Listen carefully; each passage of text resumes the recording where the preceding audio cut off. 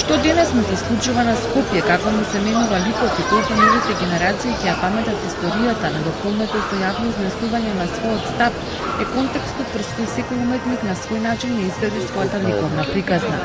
Низ фотографии и објекти нарации поставени на неколку локации во централното градско подречје, ти одговорија на привремената духовна ремедијација. Односно на суптилен начин ти изреагираа на чинот на менување на колективната меморија на градот на спомените пријателствата и љубовните приказни. Овој пат сметав дека можеби некој романтичарско, носталгичарски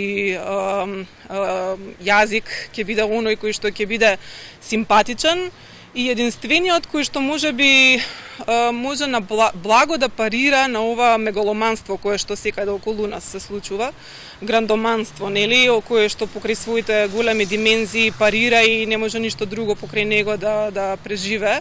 Познатиот мурал на именитниот македонски уметник Борко Лазевски, кој настрада во пожарот во главната пошта, беше инспирација за уметничката Нада Прља. Незиното дело, поставено на скеле како метафора за обновата, е всушност иницијатива за негова реконструкција. Уметникот Горан Менков пак тегнал од своја интимна приказна за првата Мазда во Скопје, која донел неговиот дедо во 68-та година, доградувајќи ја со принт од најнов автомобил. На тој начин создал спој на минатото и иднината. Ова некако реферира на нешто што во Скопје веќе го немаме, а на многу од нас ни фали, нели? Мора да реагираат, мора да видат и мислам дека една фина интеракција се случува. Поинаква презентација на ликовната уметност под отворено небо е повеќе од потребна.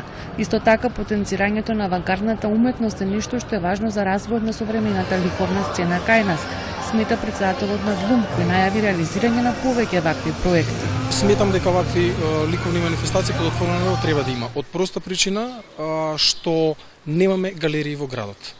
Значи, видите, живееме во град во кој што живеат 1 милион луѓе, да кажем имаме неколку музеи и имаме 2 до 3 галерии кои што функционирале или некои кои што се уште пробуваат, се обидуваат да функционираат. Во време кога културата е на незавидно место во општествените текови од различни причини, кога луѓето од економски причини ги избегнуваат културните институции, на овој начин уметниците им се приближуваат. Според кураторот Ана Франговска, овој вид на уметнички активизам комуницира критичкото мислење кај обичниот човек и затоа се неопходни повеќе вакви настани.